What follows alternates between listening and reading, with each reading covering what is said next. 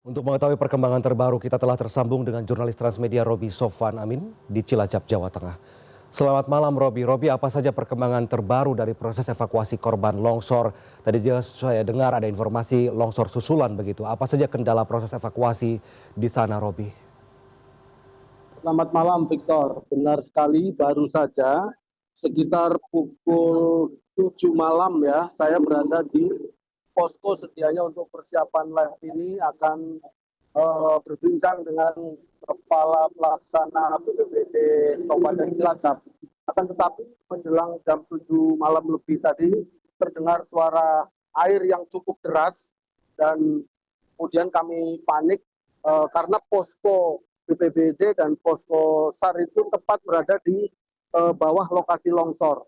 Dan lokasi longsor cenderung cekungan seperti itu dan dimungkinkan tadi baru hujan deras terjadi tampungan air yang cukup banyak dan kita semua menyelamatkan diri dari tempat itu karena kondisi air juga semakin meninggi.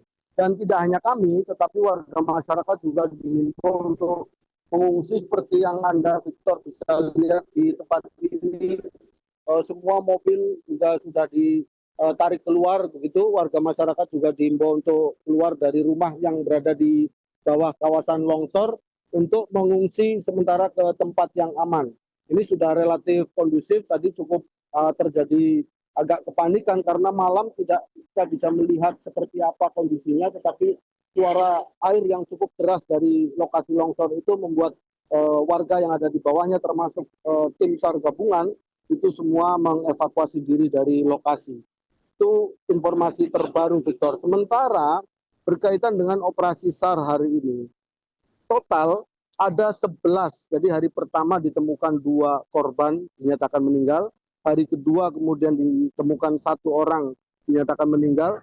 Hari ketiga ini ditemukan 8 korban atau survivor dinyatakan meninggal. Dengan demikian sudah 11 korban sampai dengan hari ketiga ini ditemukan dan tersisa masih 12 orang survivor yang masih tertimbun di dalam longsoran serta rumah mereka, dan ini masih akan dilanjutkan upaya pencarian dan evakuasi besok.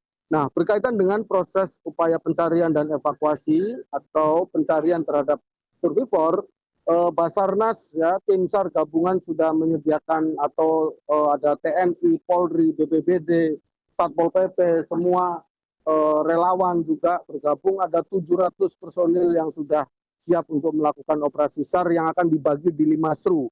Selain itu juga ada 11 eskavator ya yang sudah standby. Ini baru saja ada tambah 1 lagi eskavator besar untuk melakukan proses penggalian, di mana di situ dimungkinkan ada survivor dari 12 orang tersebut di 5 zona yang sudah ditentukan.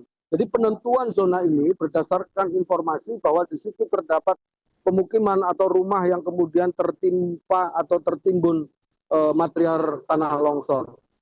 Nah, berkaitan dengan informasi yang lain, sementara ini tanggap darurat bencana juga sudah dilakukan oleh BPBD, pemerintah Kabupaten Cilacap, didukung oleh juga pemerintah provinsi dan juga BNPB untuk mengevakuasi atau mereka yang selamat untuk ditempatkan di tempat-tempat pengungsian atau di tempat keluarga mereka. Selain itu untuk kebutuhan dasar mereka juga sudah disediakan khususnya untuk kebutuhan makan misalnya, sejauh ini sudah terkoordinir dengan baik, Victor. Ya, ya.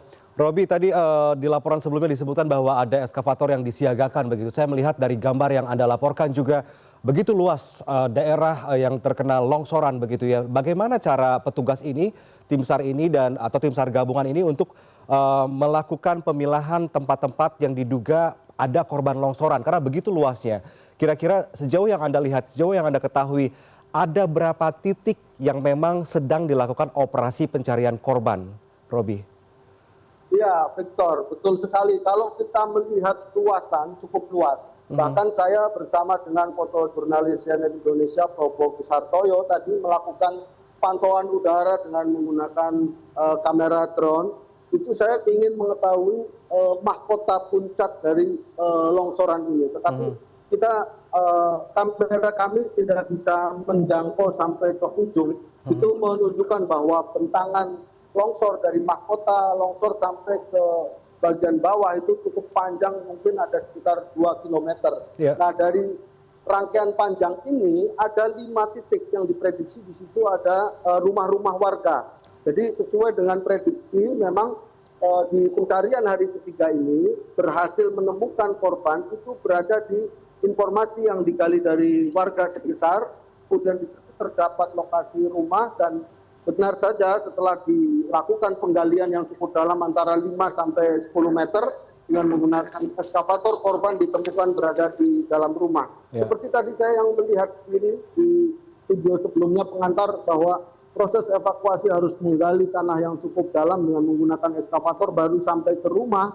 baru di situ ditemukan korban. Tadi ada ibu dan anak, juga ada satu keluarga yang kemudian berhasil dievakuasi pada hari ini. Dan lokasi yang lain juga kurang lebih sama karena pada kejadian menjelang jam 8 malam hampir semua warga berada di rumah masing-masing dan mereka di dalam rumah tidak bisa melarikan diri ketika bencana itu datang. Dengan demikian dipastikan para korban berada di dalam rumah dan tertimbun tanah longsor tersebut. Baik, saya lihat memang hujan turun ya di lokasi Anda saat ini melaporkan. Terima kasih banyak Robi atas laporan Anda. Sehat selalu, jaga kesehatan, selamat bertugas kembali.